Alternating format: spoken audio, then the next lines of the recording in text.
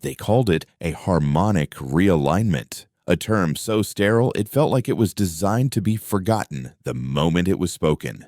That was the Concordance's official proclamation, broadcast across the Ethereum network to every system tethered to its lifeblood. The words flowed from the Overmind's designated speaker, a being of pure energy housed in a chrome chassis, its voice a placid, synthesized balm intended to soothe the billion souls who watched. It spoke of stability, of the greater good, of the unfortunate necessity of containing a localized resonance cascade.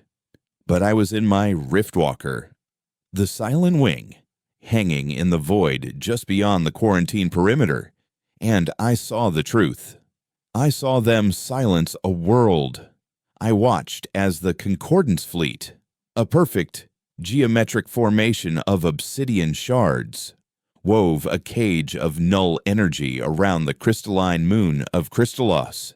For 3 agonizing rotations, they tightened the field, compressing the moon's natural light, snuffing out the silent songs of the Glimmerweavers until the vibrant, glowing heart of the system became a dead, black pearl in the velvet of space. There was no explosion, no fire, no dramatic finale for the history logs. There was only a slow, deliberate, and absolute extinguishing. The Glimmerweavers were not a threat. They were historians, artisans. Their silicon-based forms communicated in complex, symphonic patterns of light, weaving histories into the very fabric of their crystalline world. They held the galaxy's memory, the truths that predated the Concordance and its saccharine promises of unity through dependence. My people, the Signians, had known them for millennia. We did not share treaties. We shared skies. Our pilots, the Riftwalkers, learned to navigate the treacherous folds of hyperspace by studying the Glimmerweavers' star charts, which were not maps but poems of gravitational verse.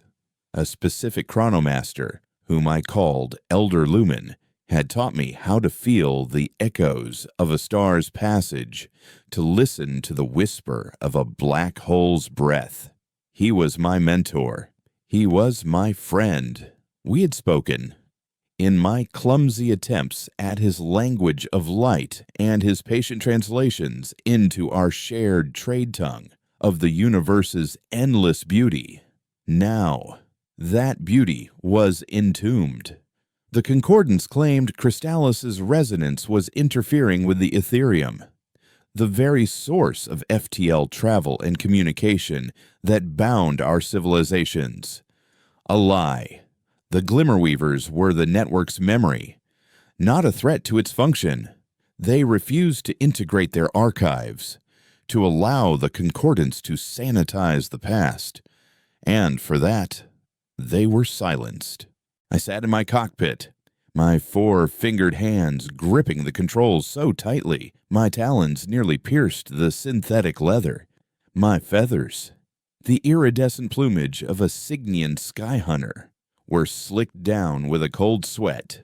Through my ship's sensors, I felt the final pulse of Crystallos, a single defiant flash of pure white light, like a dying thought, before the null field became absolute. In that final moment, something inside me broke. We Sinians are bound by the echo, a collective, subconscious link to our flock. It is the warmth of a shared sky, the comfort of 1,000 wings beating in unison, the memory of our ancestors guiding our flight. But as the light of Crystallos died, a new sound entered my echo. It was not a Signian memory. It was the silent, unending scream of an entire people being erased. My own leadership, the Signian Roost Prime, issued a statement of reluctant but firm support for the Concordance's actions. They spoke of pragmatism, of our flock's reliance on the Ethereum. A single feather cannot defy the storm. The roost prime chirped, his voice full of false solemnity. To be cut off from the network was to be stranded, to starve. It was a choice between our oldest friends and our own survival, and our leaders had chosen survival. They chose to forget, but I couldn't. The Glimmerweaver's silent scream had become a permanent resident in my mind, a cold spot in the warmth of the echo that only I could feel. When I returned to our home station, a vast, orbital nest of woven alloys and solar sails, the silence was worse than the Concordance's lies. My fellow pilots averted their eyes. My clutchmates offered condolences as if I'd lost a distant relative, not a piece of my own soul. They felt my distress through the echo, a dissonance they were eager to smooth over. They wanted me to heal or to forget, to fall back in line with the flock, but healing felt like a betrayal. That night, I stood in the observation dome, looking out at the star charts projected on the curved glass. The location of Crystallis was already gone, replaced with a designation navigational hazard, unstable resonance zone. They were erasing it from the maps, just as they had erased it from the sky. It wasn't politics anymore. It wasn't a tragedy to be mourned and moved on from. It was a declaration. The Concordance wasn't a union. It was a parasite that fed on memory and truth. And it would keep feeding until every species was just another mindless nerve in its collective body. There was no grand order from a shadowed admiral, no coded message to a secret few. There was only me, the ghost of a dead world in my head, and the keys to the silent wing. My ship was a prototype, one of only 3, designed to slip through the unspace between hyperspace lanes, to walk the rifts where the laws of physics were merely suggestions. It was a ghost ship, meant for reconnaissance, not for war. But I knew the Concordance's greatest strength was also its most profound weakness. The Ethereum network was everything to them. It was their voice, their supply lines, their method of control. If you could not speak, you could not rule. Before the next rotation, I was gone. I scrubbed my flight logs, purged my identity from the station's archives, and severed my ship's transponder from the Signian network.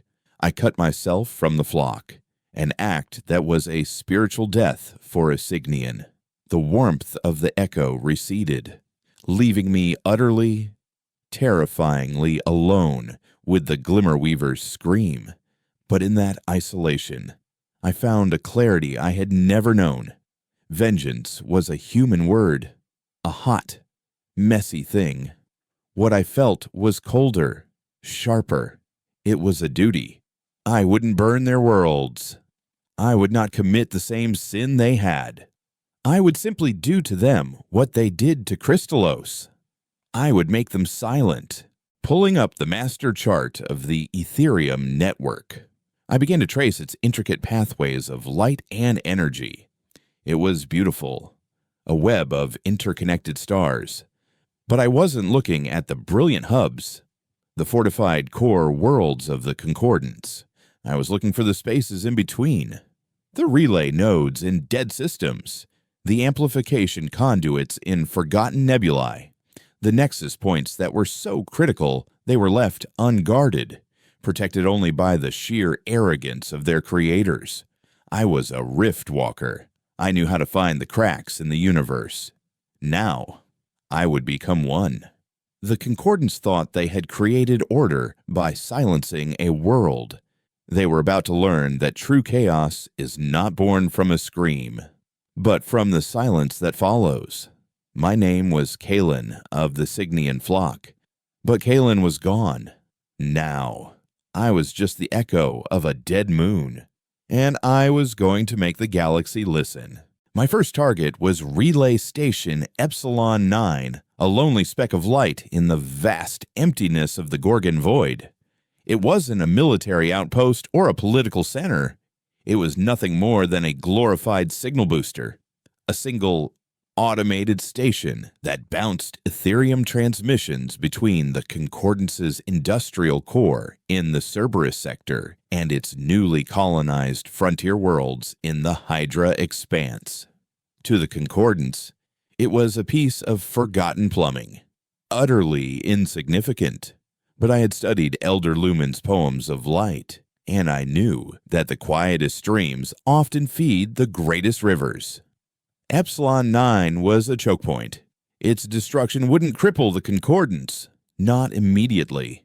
It would be a subtle wound, an aneurysm waiting to burst. It would create a delay, a lag in communication just long enough for supply shipments to be misrouted, for fleet commands to arrive moments too late, for colonial distress calls to echo into an uncaring void. It was the beginning of my symphony of silence. I piloted the Silent Wing through a rift, emerging into normal space just behind the station's dead zone, a blind spot in its sensor array that only a fool or a ghost would approach from. My ship was a whisper, its hull coated in radar-absorbent feathers harvested from the molting grounds of my ancestors, its engines burning a rare isotope that left almost no energy signature. I drifted for hours, watching the station. It was a skeletal structure of girders and transmission dishes, its only movement the slow, rhythmic pulse of the Ethereum energy flowing through its core. There were no guards, no patrol ships, only the cold, unblinking red lights of its automated systems.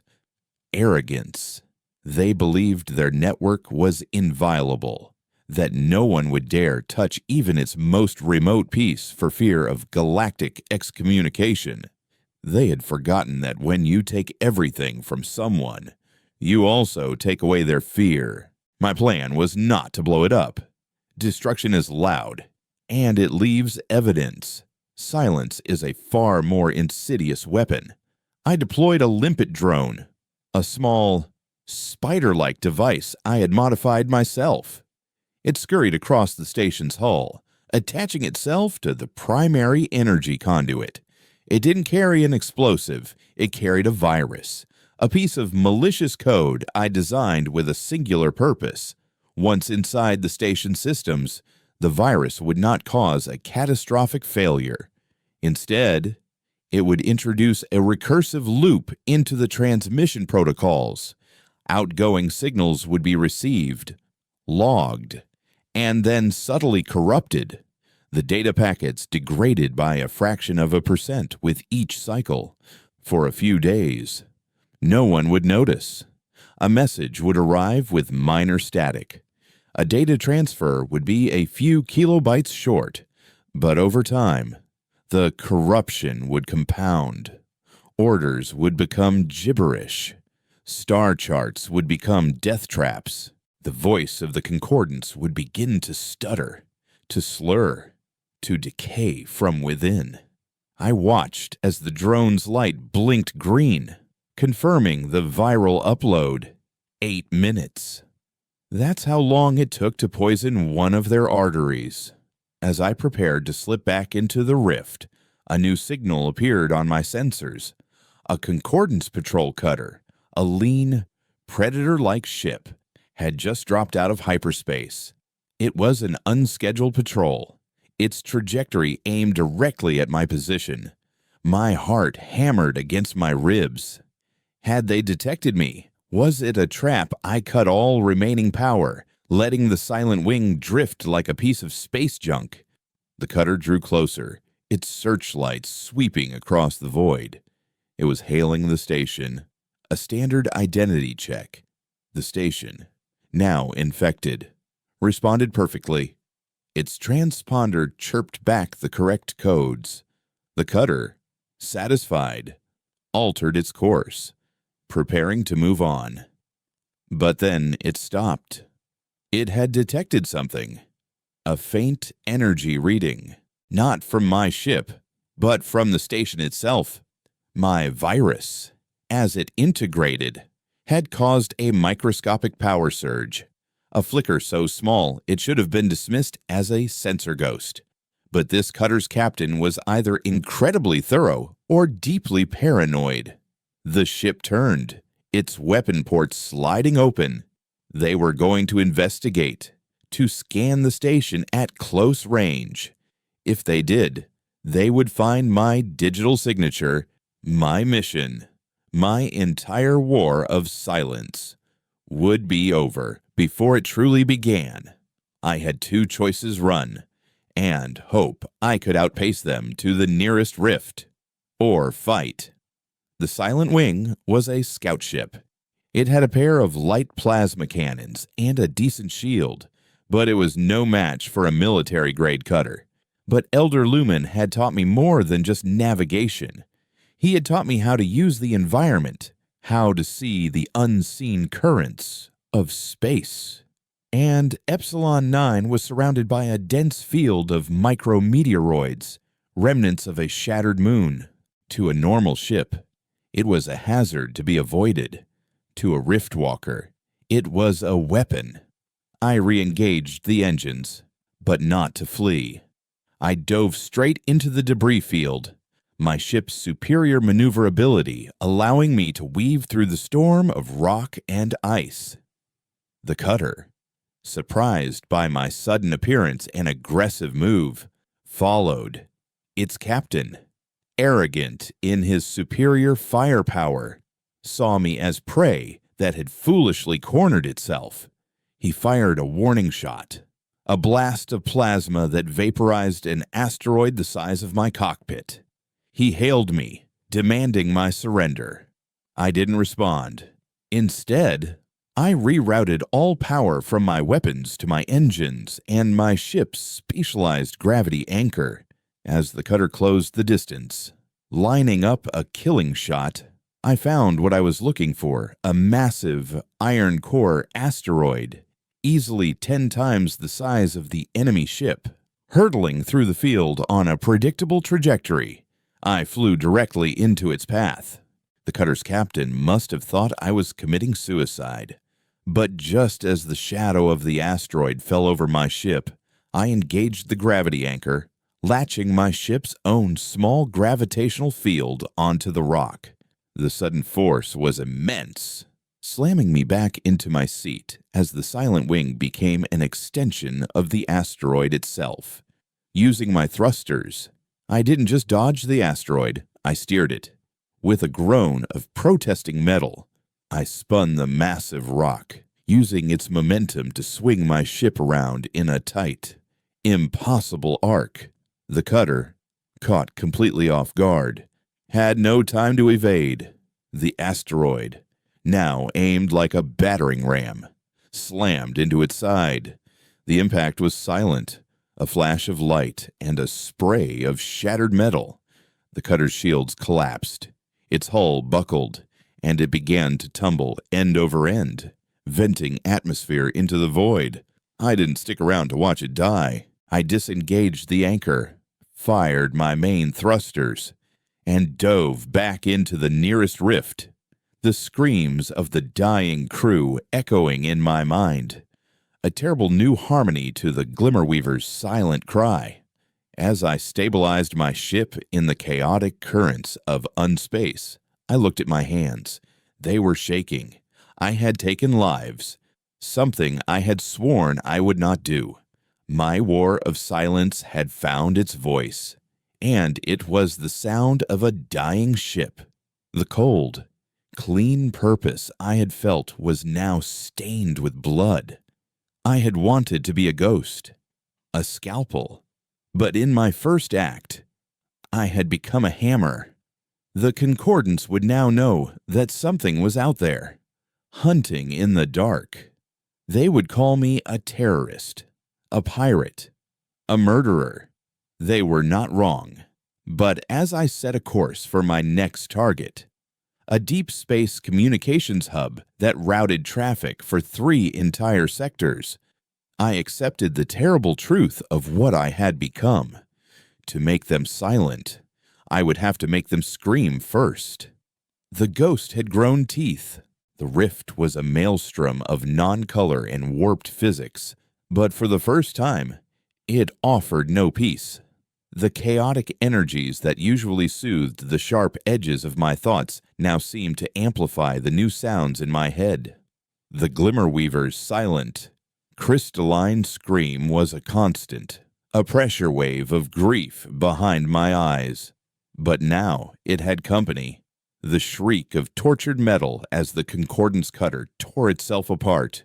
The final, panicked bursts of communication from its crew, a garbled staccato of terror that my ship's computer had mercifully translated and logged before I could shut it down. The sudden, absolute silence as their life support failed. These new ghosts were loud. They were messy. They didn't feel like justice. They felt like a stain, a smear of hot, red violence on the cold canvas of my purpose. I had told myself I would become a scalpel, but the blood on my hands felt like the work of a blunt instrument. As the silent wing glided through the unspace, I forced myself to catalog the event, to process it not as a tragedy but as data. The Concordance Patrol was an unexpected variable. Their response was faster and more aggressive than intelligence projections suggested. My assumption of their arrogance had been correct, but I had underestimated their paranoia. This was a critical lesson.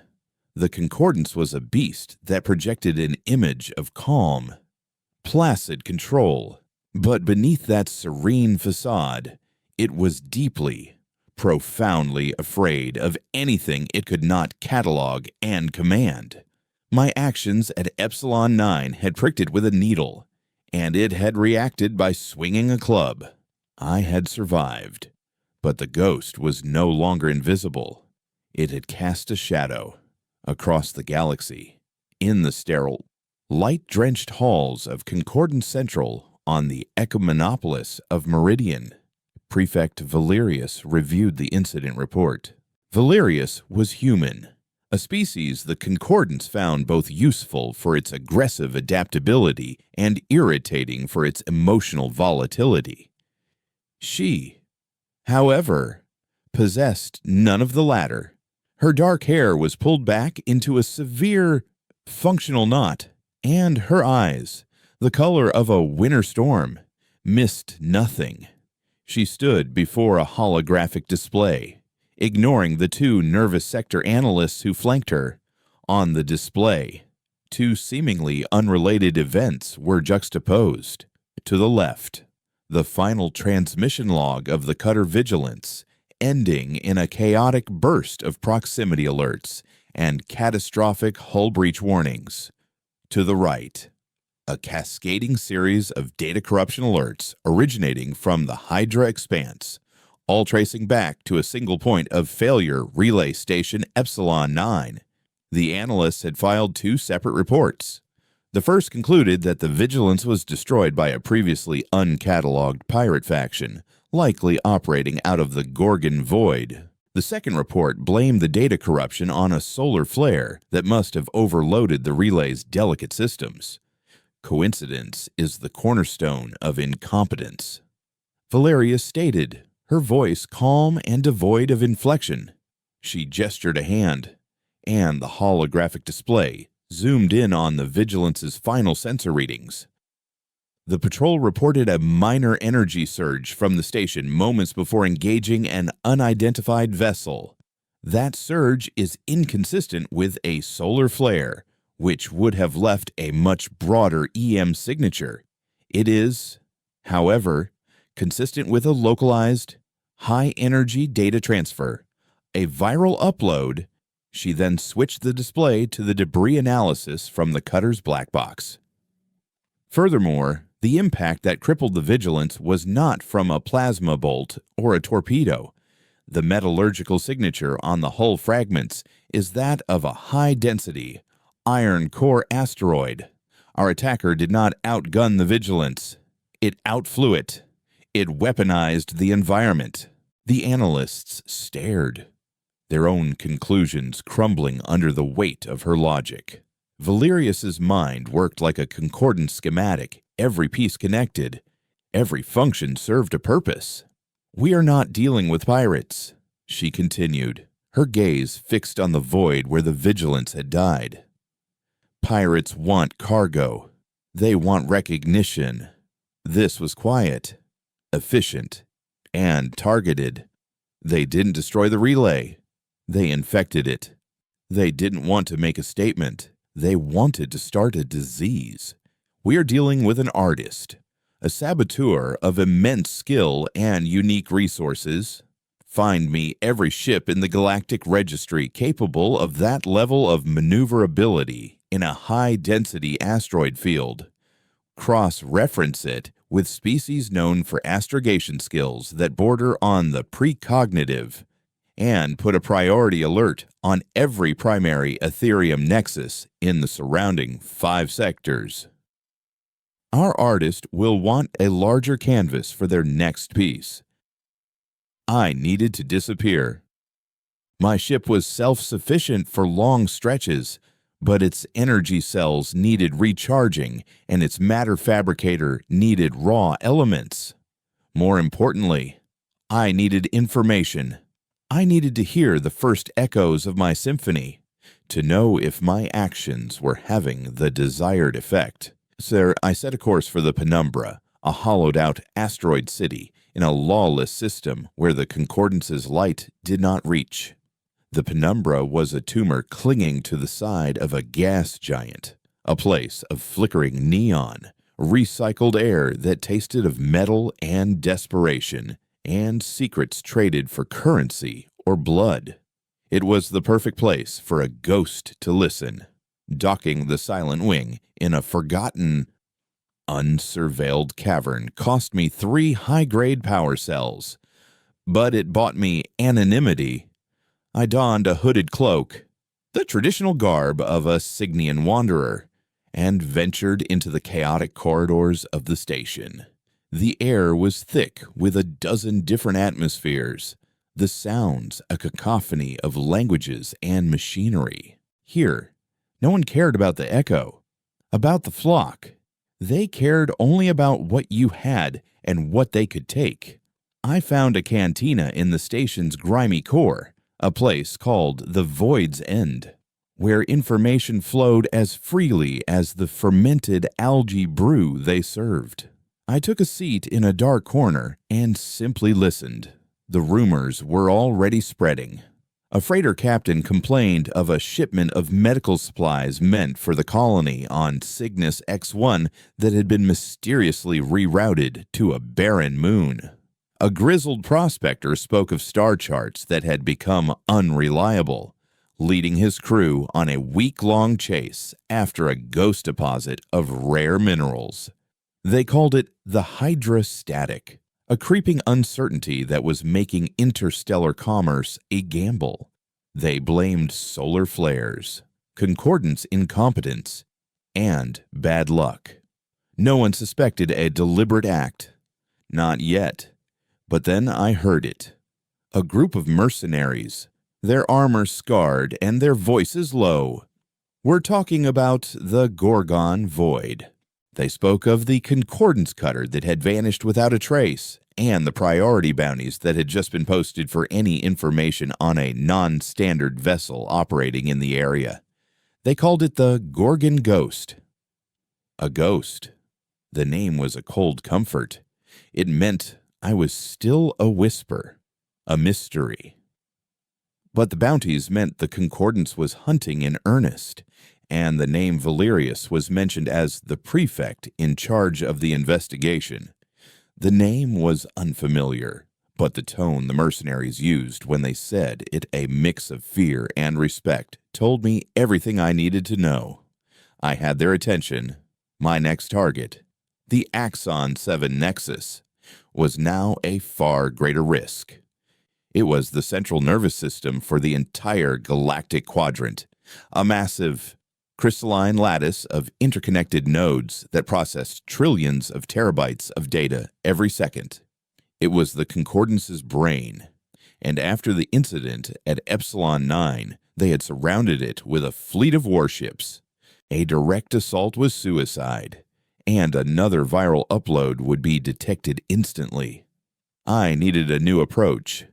I needed to do more than just corrupt their data. I needed to turn their own perfect logic against them. My plan was born from the teachings of the Glimmer Weavers. They didn't see space as empty. They saw it as a tapestry of gravitational wells, dark matter currents, and temporal eddies. They knew that the shortest distance between 2 points was rarely a straight line. The Concordance, for all its technological prowess, saw the universe as a series of coordinates on a grid.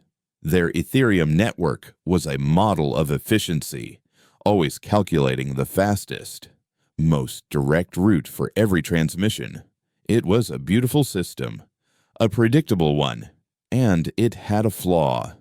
It could not account for anomalies it could not measure. Hidden deep within the sector, known only to the most ancient starfarers, was a microscopic black hole, a singularity no larger than the tip of my talon, with a gravitational pull so immense it subtly warped the fabric of space-time around it for light years.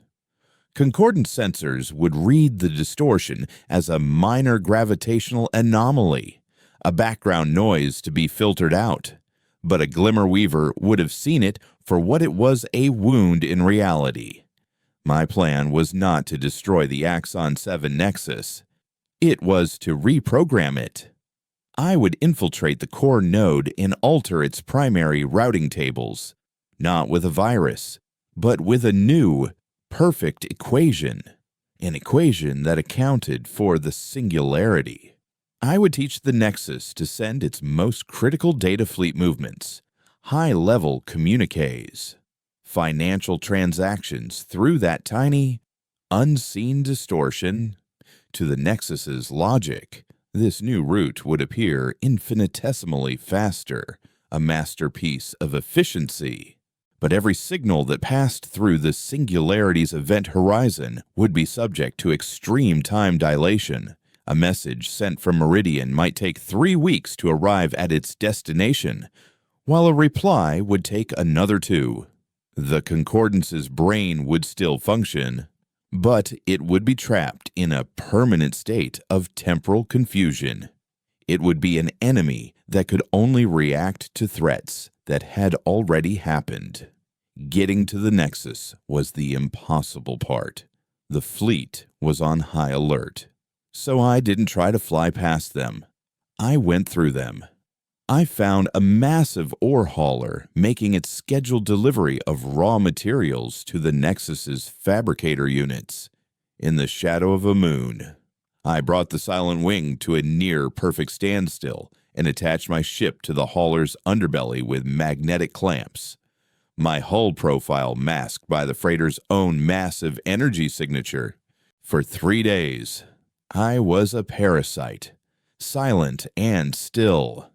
As the hauler lumbered through multiple security checkpoints, once it entered the Nexus's automated docking bay, I detached, my ship a black shadow against the station's glowing infrastructure. The Nexus wasn't a single station, but a city of light and data. I moved through its service corridors and maintenance tunnels, a ghost in a machine of unimaginable complexity.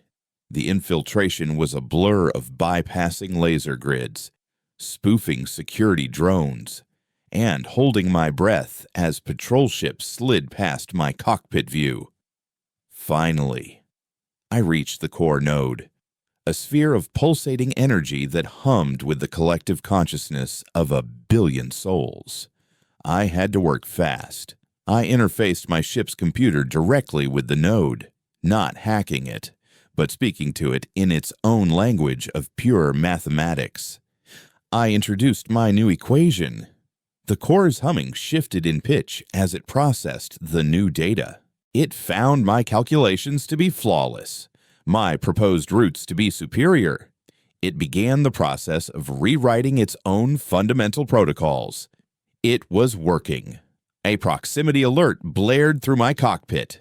A Concordance rapid response fleet had just dropped out of hyperspace at the edge of the system. They weren't patrolling. They were converging. They knew. She knew. Prefect Valerius hadn't just fortified the Nexus. She had used it as bait. The alarm klaxons on the station finally began to scream. My modification had triggered a cascade of secondary alerts.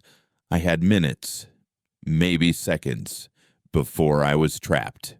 I pushed the Silent Wing's engines to their breaking point, rocketing out of the core chamber and diving into the station's tangled superstructure. Plasma fire stitched the space around me. Valerius's ships were already closing in. A net of cold, efficient death. There was no escape into open space. So I did the one thing they would never expect. I aimed my ship not away from the Nexus, but directly at its heart, at the power conduit that fed the entire structure.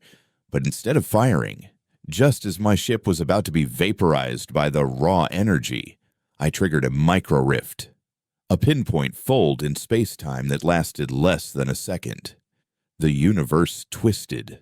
The Silent Wing was violently wrenched through the membrane of reality, emerging into the chaos of unspace, its hull groaning, every system screaming in protest. The maneuver had nearly torn my ship and my body apart, but I was free. I was safe, drifting in the silent madness between the stars. The Concordance's brain was now lost in time, and I had escaped. But as my ship's systems slowly rebooted, a single message appeared on my main screen. It was on a deeply encrypted Sinian channel, a frequency I hadn't used in years. A channel I thought only my flock knew. The message was just 4 words, stark and clear against the swirling chaos outside. I see you, Ghost. The hunt had begun. The message was a shard of ice in my gut. I see you, Ghost. It wasn't a threat. It was a statement of fact, delivered with the cold precision of a well-aimed blade. It was from her, Prefect Valerius. The encrypted Signian channel was the most chilling part. It meant she hadn't just identified my ship's design or my species. She had delved into the Signian Roost Prime's own secure networks. She knew who I was. Kalen, the disgraced Rift Walker who had abandoned his flock. She was no longer hunting a phantom. She was hunting me. The isolation I had embraced as a weapon was now being turned against me. I was a single feather in a storm, and the storm now had a name and a face, drifting in the chaotic currents of unspace. I ran a diagnostic on the Silent Wing. The micro-rift had saved me, but the cost was severe. The primary energy conduits were fractured, my shield emitters were offline, and the rift stabilizers were dangerously close to catastrophic failure. My ghost ship was wounded, bleeding energy into the void.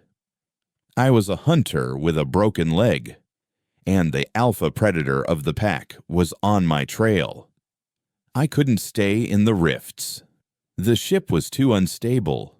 I needed a sanctuary, a place to repair, to think, to understand how Valerius had gotten so close. There was only one place in the galaxy I could trust. A place so far off the Concordance's maps, it barely existed, the Echo Chamber. It wasn't a physical location in the traditional sense. It was a pocket of space-time, a scar from an ancient cosmic war where the laws of reality had been bent and never fully healed.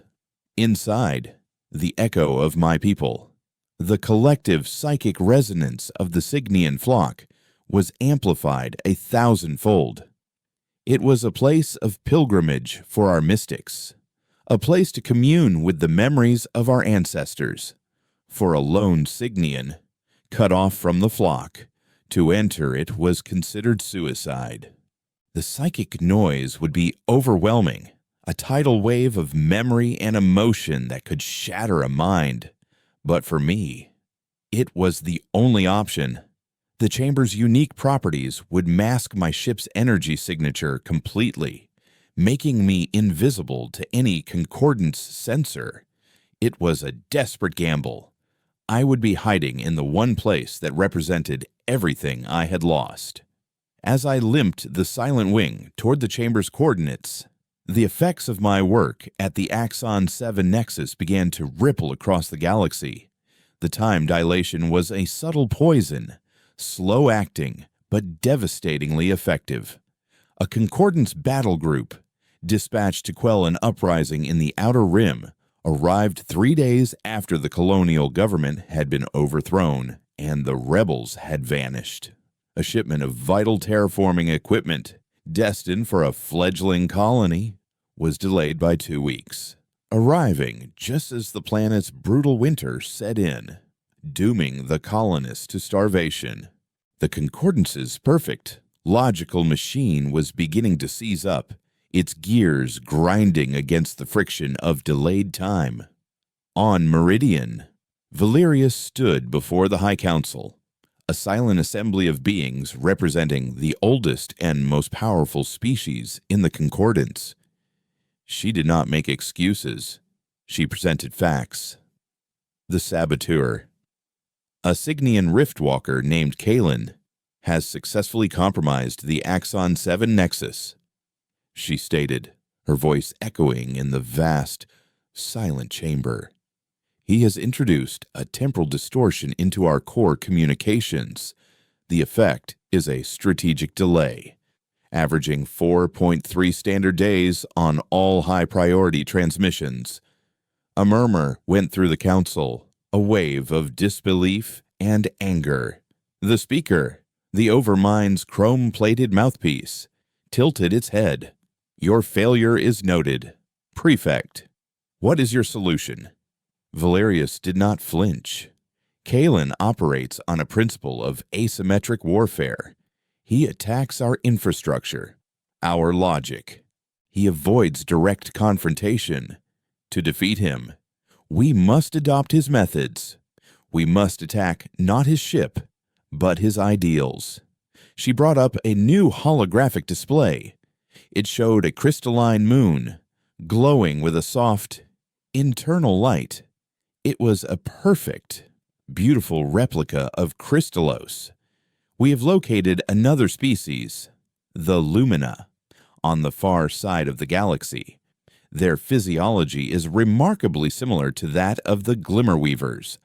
They communicate through patterns of light. They record their history in living crystal. The speaker's synthesized voice was cold. Your point. Prefect, my point, Valerius said, her eyes sweeping across the council, is that Kalen believes he is fighting for a memory. He is an idealist, a romantic. He is motivated by the ghost of a dead world. So, we will give him a choice. We will give him a new world to save. The hologram shifted, showing a concordance fleet moving into position above the new moon. We will announce a harmonic realignment for the Lumina's world. We will broadcast it on all channels. We will leak intelligence that their realignment is a direct response to Kalen's actions. His sabotage is forcing us to tighten our control, to eliminate any potential new threats. Their extinction will be his fault. We will see if the ghost is willing to trade his war for a single world. We will see if the artist is willing to sacrifice his masterpiece to save a stranger's life.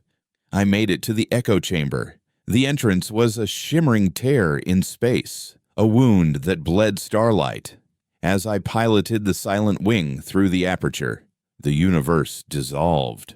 I was no longer in a cockpit. I was adrift in a sea of memory, 1,000 generations of Cygnian thought, emotion, and experience crashed over me. I felt the terror of my ancestors as they fled their dying sun. I felt the soaring triumph of the first Cygnian to walk a rift. I heard the whispered lullabies of a million mothers to their hatchlings. And through it all, like a discordant note, was the echo of my own flock, their confusion and sorrow at my departure, a collective psychic wound that I had inflicted. The pain was excruciating, a pressure that threatened to tear my consciousness apart. I clung to the one sound that was mine alone, the Glimmerweaver's silent, crystalline scream. It was my anchor in the storm of memory, the cold, hard truth that kept me from drowning. I landed the silent wing on a floating island of solidified memory, a place where the thoughts of ancient mystics had literally taken form. Here, I began the painstaking work of repairing my ship, my hands moving with an autopilot's precision while my mind wrestled with the ghosts of my people. It was during these repairs that the Concordance's message reached me. It wasn't a direct transmission. It was a rumor, a whisper that traveled through the psychic static of the chamber, a memory from a Cygnian scout on the edge of Concordance space, the news of the Lumina, a new moon, a new people of light, a new harmonic realignment, and my name, attached to it like a curse. It was a trap, a brilliant, sadistic, and utterly perfect trap. Valerius had dissected my motivations with a surgeon's skill. She knew I hadn't started this war for power or for territory. I had started it to honor a memory, to give meaning to a silent scream. Now she was offering me a chance to prevent another one. She was testing me. Was I a soldier, willing to accept casualties for a strategic objective? Or was I a savior, a fool who would abandon his war to save a few innocent lives if I ignored the Lumina? Their extinction would be on my hands. I would become the very thing I was fighting against. A monster who sacrifices the innocent for the greater good. My moral authority, the very fuel of my crusade, would be extinguished. The Glimmerweaver's scream would be joined by another, and this one I would have caused. But if I went to save them, I would be walking directly into her ambush. The silent wing was damaged. I was alone. It was a fight I could not win. She had given me an impossible choice: abandon my mission or abandon my soul. For days, I was paralyzed. I sat in the cockpit of my silent ship, surrounded by the ghosts of my entire species, staring at the specter of a new one. I replayed the death of Crystallis in my mind, the slow, deliberate snuffing of its light. I imagined the same fate befalling the Lumina, another silent scream joining the chorus in my head. But then, I thought of Elder Lumen. He had taught me that light is more than just energy. It is information. It is memory. And memory can be a weapon. Valerius assumed I would try to save the Lumina's world. She was thinking like a soldier, like a strategist. She was expecting a fleet, a battle, a confrontation. She was expecting a hero. But I was not a hero. I was a ghost. And ghosts do not fight battles. They haunt them. A new plan began to form. A plan born not of strategy, but of art, of poetry. I would not try to save the Lumina's world. I would save its memory. I finished my repairs, the ship's systems humming back to life, but I made one final modification. I repurposed my ship's primary sensor array, linking it directly to the Rift stabilizers. It was a dangerous, unstable configuration that could tear the ship apart, but it would allow me to do something unprecedented. It would allow me to record a rift. Valerius was waiting for me at the Luminous system, her fleets in position, her trap perfectly set. But I wasn't going there. I was going back to the beginning. I was going back to Kristallos. I set a course for the dead moon, the black pearl at the heart of my grief. Valerius thought she was forcing me to choose between my war and my soul. She was wrong. She was giving me the one thing I needed most, a new canvas. And on it, I would paint a masterpiece of my own.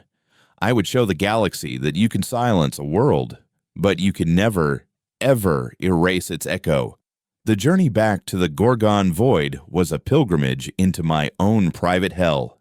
Every light year closer to Kristallos, the Glimmerweaver's silent scream grew louder in my mind, shifting from a dull, persistent ache to a sharp, stabbing agony. It was the sound of a wound being reopened. The Concordance had designated the system a quarantine zone, a cosmic tombstone warning away the curious. But their patrols were sparse, their attention focused on the trap they had so carefully laid for me around the luminous star. Arrogance. Valerius was brilliant, but she was still a product of the Concordance. She saw the universe as a chessboard, and she believed she had already predicted all my possible moves.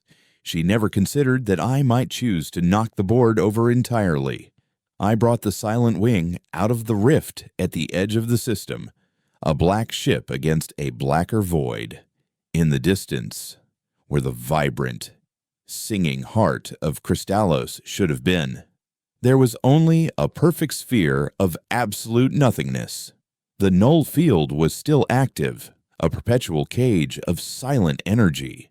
It was more than a tomb. It was an act of eternal desecration, a constant, silent declaration of the Concordance's power. My hands tightened on the controls, my talons biting into the grips. The rage I felt was cold and pure, a diamond forged under the immense pressure of my grief. This was the source of it all. This was where the silence had begun. I did not approach the null field directly. Instead, I began to circle it, my modified sensor array working at maximum capacity. My plan was born of a desperate, half-mad theory, a fusion of Glimmerweaver metaphysics and Signian rift science. The Glimmerweavers believed that a sufficiently powerful memory, a cultural echo of great significance, could leave a permanent imprint on the fabric of space-time itself. It was a concept the Concordance would have dismissed as primitive superstition. But I had felt the echo of my own people. I knew that memory had mass, that it had weight. The Concordance had silenced Kristallos, but they had only stopped the light. They hadn't destroyed the song. It was still there, trapped, echoing in the quantum foam, a ghost note in the symphony of the universe. My modified sensors were not scanning for energy or matter. They were scanning for resonance, for the faintest vibrations of that trapped memory. It was like listening for a single grain of sand dropping in the middle of a hurricane. For 2 days, I orbited the dead world, my ship's computer straining to process the tidal wave of background radiation and quantum noise.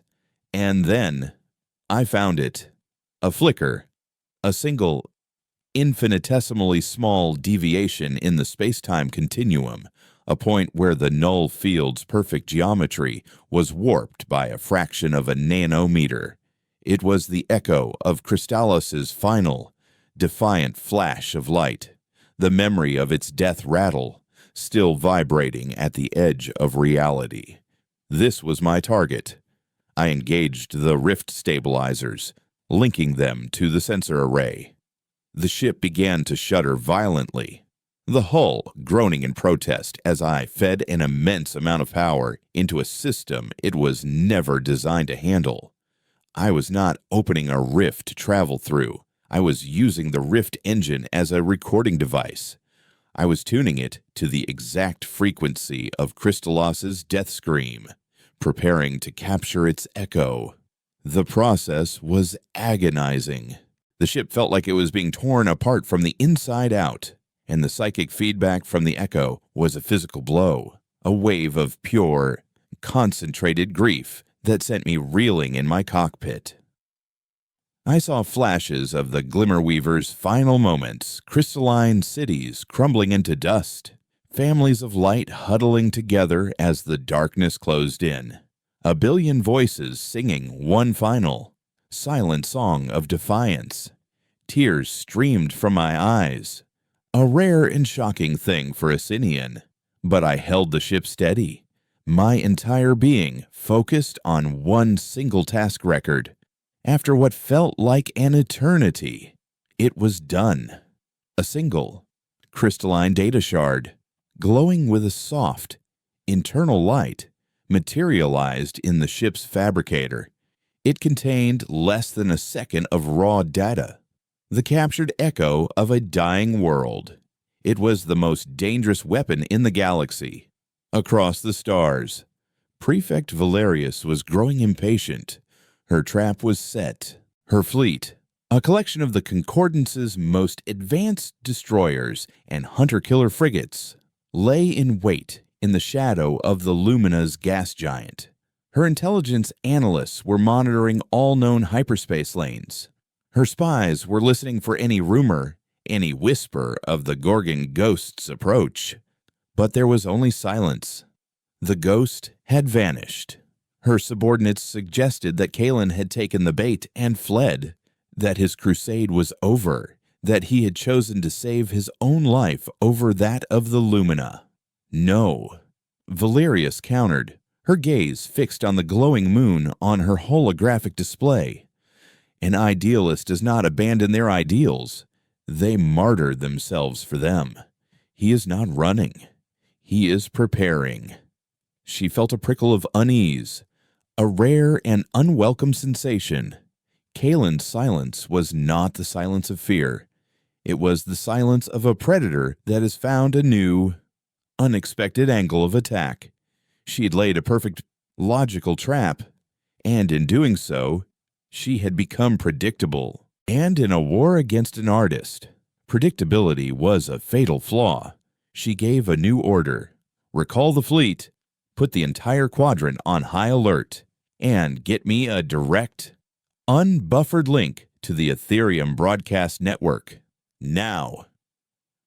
She didn't know what Kalen was planning, but she knew it would not be a battle. It would be a performance, and she intended to be in the audience. My target was not a military installation or political center. It was the one place the Concordance held more sacred than any other. It was Meridian the capital, the heart, the shining symbol of their enlightened, sterile order. But I was not going to attack the planet. I was going to attack the idea of it. I brought the Silent Wing into the Meridian system through a series of short, chaotic micro-rifts, a technique that was brutally taxing on my ship but made me virtually untraceable. I emerged into normal space behind the planet's smallest, most insignificant moon, a barren rock that housed a single, automated Ethereum broadcast relay. It was the station that transmitted the Overmind's daily message of peace and unity to the core worlds. It was the voice of their god, and I was about to make it sing a very different song. I didn't use a virus. I didn't hack their systems. I bypassed them entirely. I positioned the Silent Wing directly in the path of the broadcast beam, and using my ship's communications array, I hijacked the signal, superimposing my own data onto the carrier wave. My broadcast was simple. There were no words, no demands, no images of my face. There was only one thing to echo, the data shard I had created. The captured memory of Crystallos's death was converted into a raw Ethereum signal and broadcast across the entire network. It was not a sound that could be heard with ears. It was a feeling, a pure, unfiltered wave of psychic energy.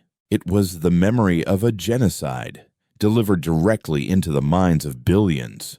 For the first time, the citizens of the Concordance, cocooned in their peaceful, orderly lives, felt what I had felt.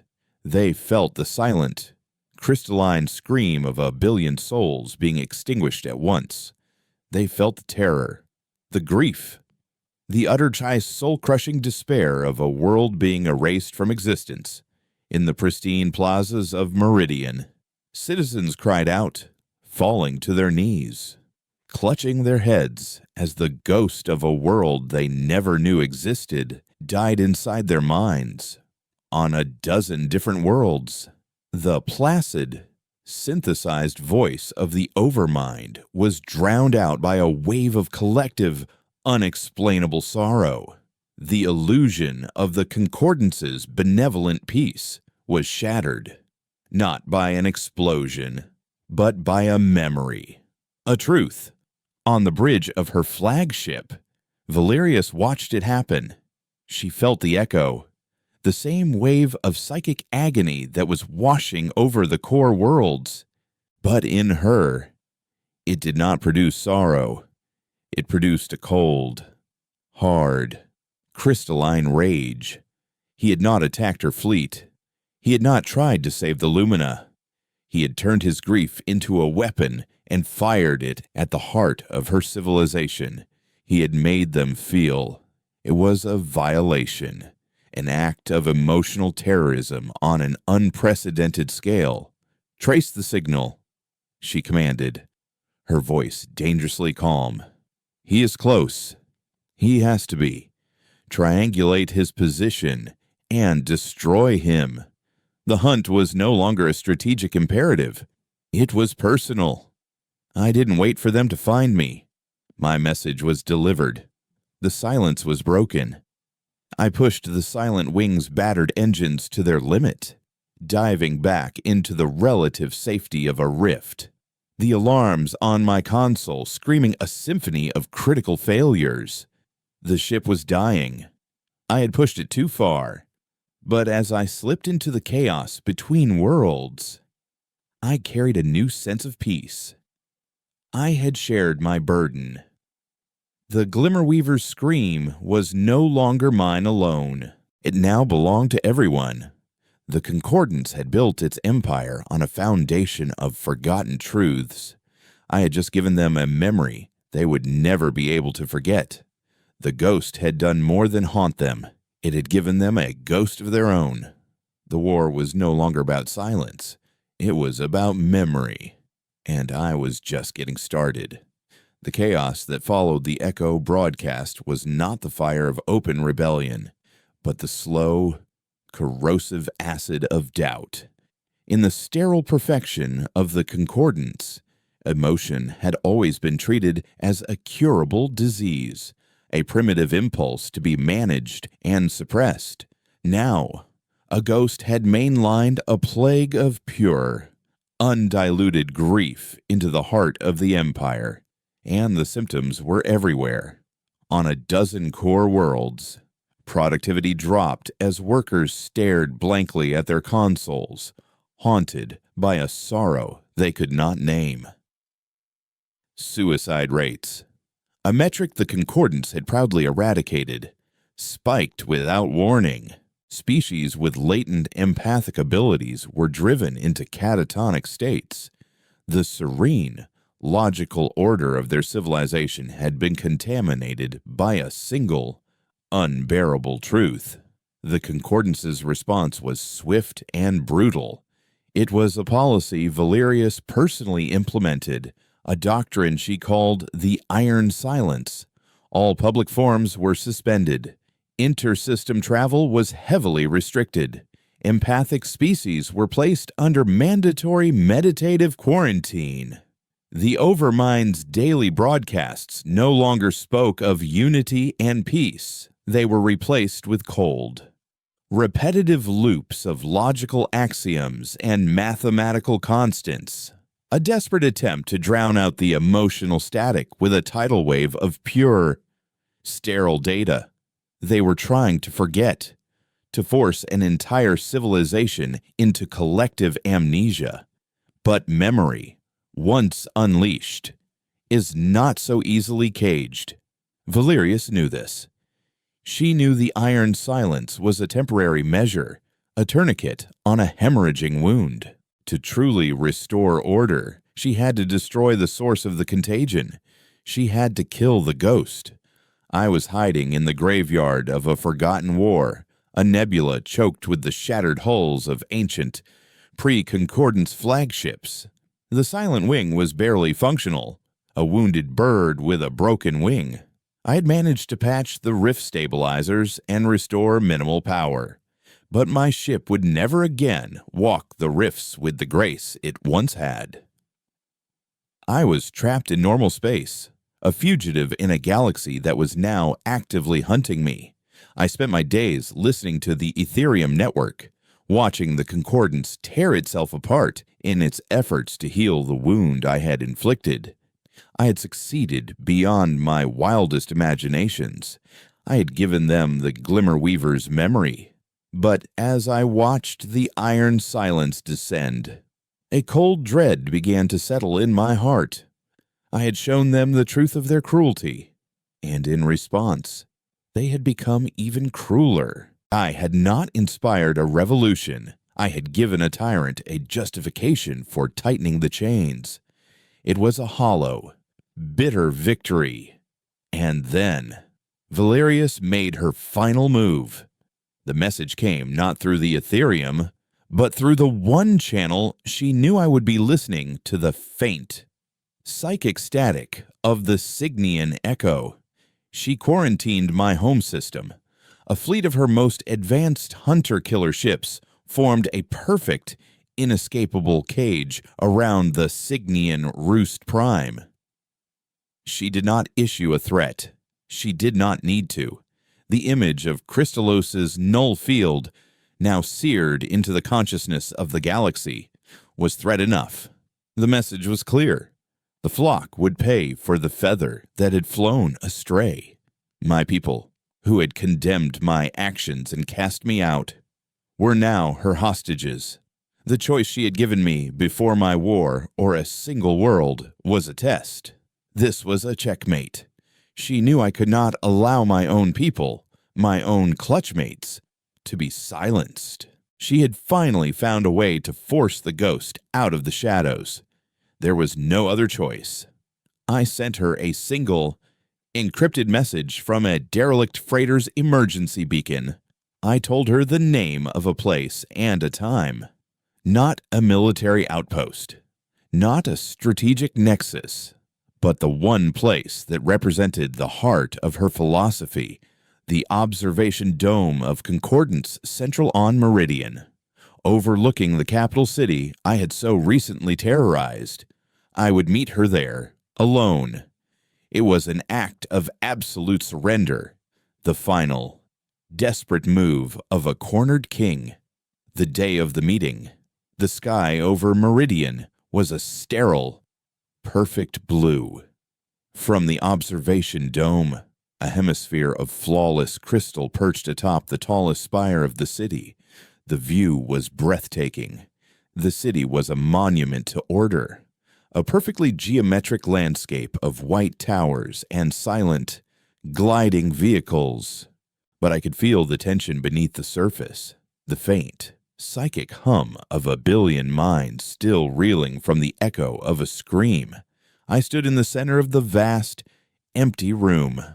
The silent wing was in a decaying orbit around a nearby moon. A final, silent tribute. I was unarmed. When Valerius entered, she was not alone. She was flanked by two towering guards in polished chrome armor, their energy rifles held at the ready. She herself was immaculate, her uniform perfectly pressed, her gaze as cold and clear as the crystal walls around us. The ghost finally decides to show his face. She said, her voice devoid of emotion, "I am not a ghost." I replied, my own voice sounding strange and small in the cavernous space, "I am a memory." "You are a terrorist." "Kalen," she countered, taking a step forward.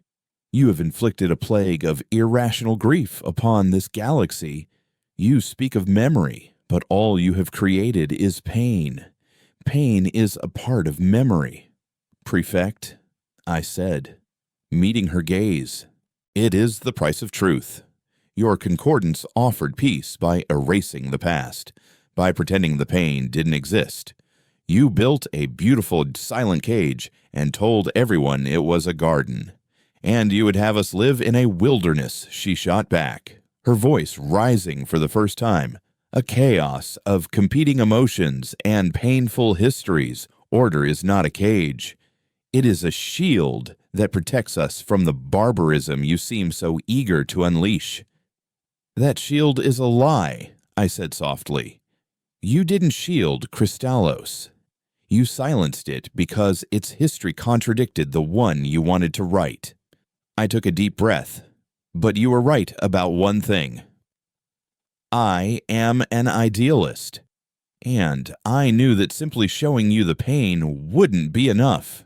You would try to erase it, just as you erased them. Valerius's eyes narrowed. What did you do when I hijacked your broadcast relay? I explained. I didn't just transmit the echo. The signal was a carrier wave, a key. It unlocked a dormant program I had already planted in the Axon 7 nexus. A final equation. It's not corrupting your data. It's integrating it. A flicker of understanding, of horror, dawned on her face. The echo of Crystallos, I continued, is now a permanent, foundational data point in the Overmind's core consciousness.